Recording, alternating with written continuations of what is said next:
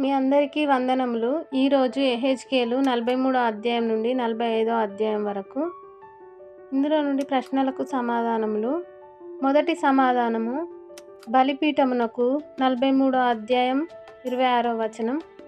రెండవ సమాధానము, అతి పరిశుద్ధము 43వ అధ్యాయం 12వ వచనము. మూడవ సమాధానము, మందిరంలో నుండి 43వ అధ్యాయం 6వ వచనము.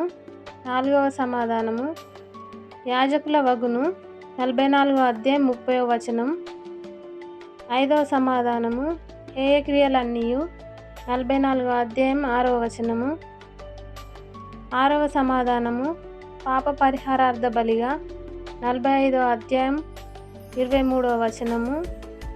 ఏడవ సమాధానము, ప్రతిష్ఠిత స్థలముగా 45వ అధ్యాయము 4వ వచనము.